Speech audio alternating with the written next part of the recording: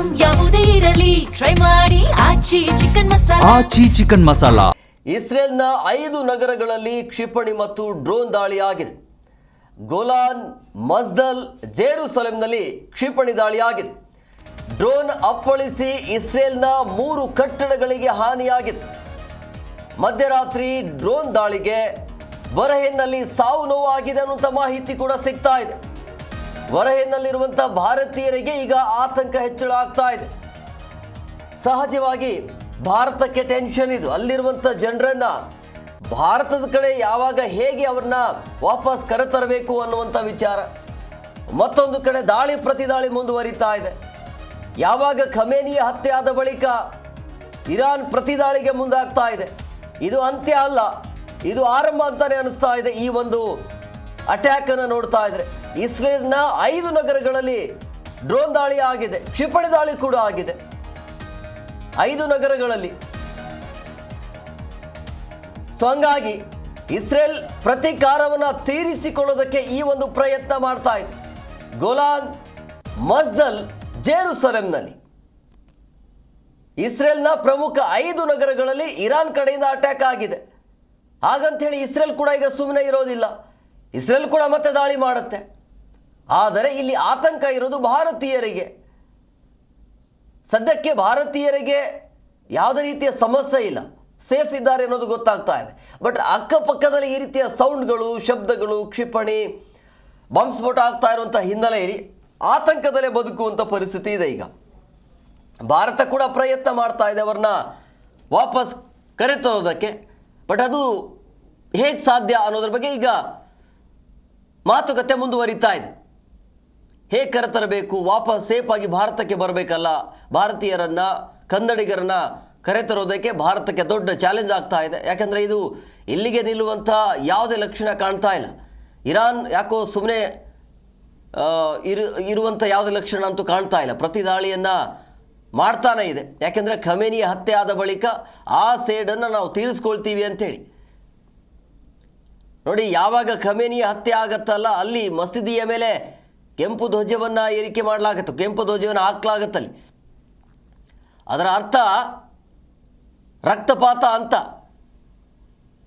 ಸೇಡನ್ನು ತೀರಿಸ್ಕೊಳ್ತೀವಿ, ದಾಳಿಗೆ ಪ್ರತಿ ದಾಳಿ ಇರುತ್ತೆ, ಇದು ಭಯಂಕರವಾಗಿರುತ್ತೆ ಅಂತ ಅಮೆರಿಕಗೆ ನೇರವಾಗಿ ಎಚ್ಚರಿಕೆಯನ್ನು ಕೊಟ್ಟಿರುವಂಥ ಇರಾನ್ ಏನು ಮಾಡುತ್ತೆ? ಇರಾನ್ ಅಮೆರಿಕ ಏನು ಮಾಡುತ್ತೆ? ಅಮೆರಿಕ ಇಷ್ಟಕ್ಕೆ ಸೈಲೆಂಟ್ ಆಗತ್ತಾ? ಅಮೆರಿಕದ ಉದ್ದೇಶ ಏನಿತ್ತು?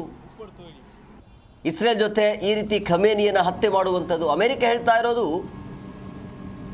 ಅಲ್ಲಿರುವಂಥ ಇರಾನ್ ಜನತೆಯ ಸ್ವಾತಂತ್ರ್ಯವನ್ನು ನಾವು ಕೊಟ್ಟಿದ್ದೇವೆ, ಸ್ವತಂತ್ರವಾಗಿ ಬದುಕೋದಕ್ಕೆ ಒಂದು ಅವಕಾಶವನ್ನು ಮಾಡಿಕೊಟ್ಟಿದ್ದೇವೆ, ಈಗ ಜನ ನಿಟ್ಟುಸಿರು ಬಿಟ್ಟಿದ್ದಾರೆ, ಸ್ವತಂತ್ರವಾಗಿ ಬದುಕಲಿ ಅಂತ ಅಮೆರಿಕ ಹೇಳ್ತಾ ಇದೆ.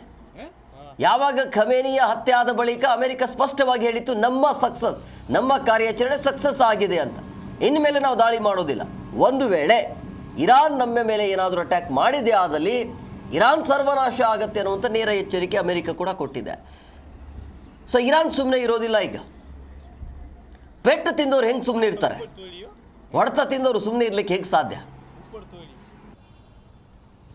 ಸೊ ಹಂಗಾಗಿ ಇರಾನ್ ಕಡೆಯಿಂದಲೂ ಕೂಡ ಈಗ ಪ್ರತಿದಾಳಿ ಆಗ್ತಾ ಇದೆ.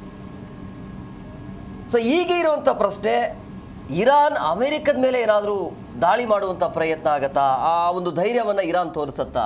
ಒಂದು ವೇಳೆ ಇರಾನ್ ಕಡೆಯಿಂದ ಅಮೆರಿಕದ ಮೇಲೆ ದಾಳಿ ಆಯಿತು ಅಂದರೆ ಮುಂದೆ ಏನಾಗತ್ತೆ ಅಂತೇಳಿ, ಏನೆಲ್ಲ ಪರಿಣಾಮ ಬೀರುತ್ತೆ ಇಡೀ ವಿಶ್ವಕ್ಕೆ ಅಂತ. ಈಗಾಗಲೇ ಮಧ್ಯಪ್ರಾಚ್ಯ ಅಂತೂ ತತ್ತರಿಸಿ ಹೋಗ್ತಾ ಇದೆ. ಬೇರೆ ಬೇರೆ ದೇಶಗಳಲ್ಲಿ ಭಾರತೀಯರ ಸಂಖ್ಯೆ ಜಾಸ್ತಿ ಇದೆ. ಈಗ ಭಾರತೀಯರು ಎಲ್ಲರೂ ಕೂಡ ಆತಂಕದಲ್ಲಿದ್ದಾರೆ.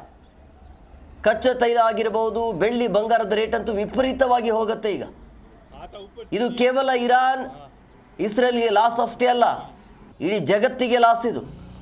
ಇದರ ಅವಶ್ಯಕತೆನೇ ಇಲ್ಲ. ಮುಂದುವರಿತಾ ಇರುವಂಥ ಈ ಒಂದು ತಂತ್ರಜ್ಞಾನದ ಯುಗದಲ್ಲಿ ಮಾತುಕತೆಯಿಂದ ಯಾವುದೂ ನಡೀತಾ ಇಲ್ಲ. ಇವರು ಅವ್ರನ್ನ ಹೊಡೆಯೋದು, ಅವರು ಇವ್ರನ್ನ ಹೊಡೆಯೋದು, ಅದರಲ್ಲೇ ಹೋಗ್ತಾ ಇದೆ. ಬಿಟ್ಟರೆ ಮಾತುಕತೆ ಮುಖಾಂತರ ಬಗೆಹರಿಸುವಂಥ ಕೆಲಸ ಕಾರ್ಯಗಳಂತೂ ನಡೀತಾನೆ ಇಲ್ಲ. ಸೊ ಇದು ಆತಂಕ. ಈಗ ಇರಾನ್ ವಾಪಸ್ ದಾಳಿ ಮಾಡ್ತಾ ಇರೋದು. ಸೊ ಇರಾನ್ ಇಸ್ರೇಲ್ ಯುದ್ಧದಿಂದ ಕನ್ನಡಿಗರಿಗೆ ಸಮಸ್ಯೆ ಆಗ್ತಾ ಇದೆ. ನೋಡಿ, ಸಹಾಯ ಮಾಡಬೇಕು ಅಂಥೇಳಿ ಸಹಜವಾಗಿ ಕರ್ನಾಟಕ ಈಗ ಮುಂದಾಗಿದೆ. ಕರ್ನಾಟಕದ ಸಹಾಯವಾಣಿ ಈ ನಂಬರನ್ನು ಕೂಡ ಕೊಡಲಾಗಿದೆ. ಸಹಾಯವಾಣಿಯನ್ನು ಬಿಟ್ಟಿರುವಂಥದ್ದು ಒಂದೇ ದಿನಕ್ಕೆ 92 ಜನರು ಕರೆಯನ್ನು ಮಾಡಿದ್ದಾರೆ. ದುಬೈ, ಬಹರೇನ್ನಲ್ಲಿ ಕನ್ನಡಿಗರು ಸಿಕ್ಕಾಕಿಕೊಂಡಿರುವಂಥ ಹಿನ್ನೆಲೆಯಲ್ಲಿ ಅಲ್ಲಿದ್ದ ಕನ್ನಡಿಗರು ಕರೆಯನ್ನು ಮಾಡಿದ್ದಾರೆ. ಕರ್ನಾಟಕ ಸರ್ಕಾರದಿಂದ ಒಂದು ಸಹಾಯವಾಣಿ ಬಂದಿದೆ. ಆ ನಂಬರಿಗೆ ಕರೆ ಮಾಡ್ತಾ ಇರುವಂಥದ್ದು 92 ಜನ ಕರೆಯನ್ನು ಮಾಡಿದ್ದಾರೆ. ಸೊ ಆ ಜವಾಬ್ದಾರಿ ಕರ್ನಾಟಕ ಸರ್ಕಾರದ್ದು. ಆ ಕೆಲಸವನ್ನು ರಾಜ್ಯ ಸರ್ಕಾರ ಮಾಡ್ತಾ ಇದೆ. ಸಿಕ್ಕಾಕಿಕೊಂಡಿರುವಂಥ ಕನ್ನಡಿಗರನ್ನು ಸೇಫ್ ಆಗಿ ವಾಪಸ್ ಕರ್ನಾಟಕಕ್ಕೆ ತರುವಂಥ ಕೆಲಸವನ್ನು ರಾಜ್ಯ ಸರ್ಕಾರ ಮಾಡಬೇಕಾಗತ್ತೆ. ಆ ಕೆಲಸವನ್ನು ಮಾಡ್ತಾ ಇದೆ. ಖಮೇನಿ ಆದ ನಂತರ ಸಿದ್ದರಾಮಯ್ಯನವರು ಖಂಡನೆಯನ್ನು ವ್ಯಕ್ತಪಡಿಸಿದರು, ಸಂತಾಪವನ್ನು ಸೂಚಿಸಿದರು. ಅದು ಬೇರೆ ವಿಚಾರ. ಬಟ್ ಈಗಿರೋದು ಕನ್ನಡಿಗರು ಸಿಕ್ಕಾಕಿಕೊಂಡಿದ್ದಾರೆ. ಅವರ ರಕ್ಷಣೆ ಏನು, ಹೇಗೆ ಅನ್ನೋದು. ಈಗಾಗಲೇ ರಾಜ್ಯ ಸರ್ಕಾರದಿಂದ ಸಹಾಯವಾಣಿಯನ್ನು ಬಿಟ್ಟಿರುವಂಥ ಹಿನ್ನೆಲೆಯಲ್ಲಿ ಆ ನಂಬರ್ಗೆ ಇದುವರೆಗೂ 92 ಜನ ಕರೆಯನ್ನು ಮಾಡಿದ್ದಾರೆ. ಎಲ್ಲಿಂದ? ದುಬೈ ಮತ್ತು ಬಹರೇನ್ನಲ್ಲಿರುವಂಥ ಕನ್ನಡಿಗರಿಂದ ಕರೆ ಬಂದಿದೆ. ಕೆಲವೊಬ್ಬರು ನಾವು ಸೇಫ್ ಆಗಿದ್ದೇವೆ ಅನ್ನೋದು, ಇನ್ನು ಕೆಲವೊಬ್ಬರು ಆತಂಕದಲ್ಲಿದ್ದಾರೆ.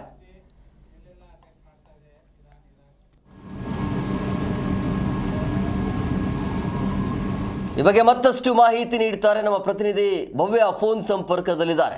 ಭವ್ಯ, ಈ ಒಂದು ಇರಾನ್ ಇಸ್ರೇಲ್ ಯುದ್ಧದ ಸಂದರ್ಭದಲ್ಲಿ ಸಹಜವಾಗಿ ಈ ಯುದ್ಧದಿಂದಾಗಿ ಕನ್ನಡಿಗರಿಗೆ ಸಾಕಷ್ಟು ಸಮಸ್ಯೆ ಆಗ್ತಾ ಇದೆ. ಸೊ ಎಲ್ಲೆಲ್ಲಿ ಯುದ್ಧ ನಡೀತಾ ಇದೆ, ಈ ಒಂದು ಯುದ್ಧ ಮುಂದುವರಿಯುವಂಥ ಸಾಧ್ಯತೆ ಇದೆಯಾ? ಕನ್ನಡಿಗರನ್ನು ವಾಪಸ್ ತರಿಸಿಕೊಳ್ಳೋದಕ್ಕೆ ಕರ್ನಾಟಕ ಏನು ಮಾಡ್ತಾ ಇದೆ? ರಾಜ್ಯ ಸರ್ಕಾರ ಕಡೆಯಿಂದ ಯಾವ ರೀತಿಯಾಗಿ ಒಂದು ಸಹಾಯ ಆಗಿರ್ಬೋದು ಅಥವಾ ಅವರ ಕಡೆ ನೇರವಾಗಿ ಸಂಪರ್ಕ ಇದೆಯಾ, ಹೇಗೆ ಅಂತ? ಖಂಡಿತ. ಯಾಕಂದ್ರೆ ಇರಾನ್ ಇಸ್ರೇಲ್ ವಾರ್ ಅರಬ್ ರಾಷ್ಟ್ರಗಳಲ್ಲಿ ಈಗಾಗಲೇ ಕನ್ನಡಿಗರಿಗೆ ಬಹಳಷ್ಟು ಸಮಸ್ಯೆ ಆಗಿರುವಂತದ್ದು. ಪ್ರಮುಖವಾಗಿ ಈಗಾಗಲೇ ಕರ್ನಾಟಕ ಸಹಾಯವಾಣಿಗೆ ಕರೆಯನ್ನ ಕೂಡ ಕೊಟ್ಟಿರುವಂತದ್ದು. ಸುಮಾರು 92 ಜನರು ಈಗಾಗಲೇ ಕರೆ ಮಾಡಿದ್ದಾರೆ. ದುಬೈ ಆಗಿರ್ಬೋದು, ಬಹರೇನ್ನಲ್ಲಿದ್ದಂತಹ ಕನ್ನಡಿಗರು ಕರೆ ಮಾಡಿರುವಂತದ್ದು.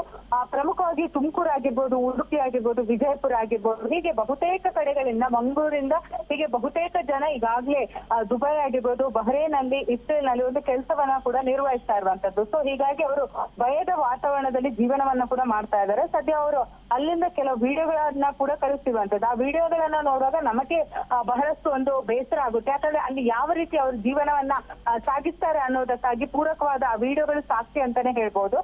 ಸದ್ಯ ದುಬೈನಲ್ಲಿ ಬಳ್ಳಾರಿಯ 32 ಮಂದಿ ಇದ್ದಾರೆ. ಹಾಗೇನೆ ಬೆಂಗಳೂರಿನ 19 ಮಂದಿ, ಹಾಗೇನೆ ಚಿಕ್ಕಬಳ್ಳಾಪುರ 1, ಚಿಕ್ಕಮಂಗ್ಳೂರು 5, ಹೀಗೆ ಬಹುತೇಕ ಜಿಲ್ಲೆಗಳಿಂದ ಹೋದವರು ಅಲ್ಲಿ ಇರುವಂತದ್ದು.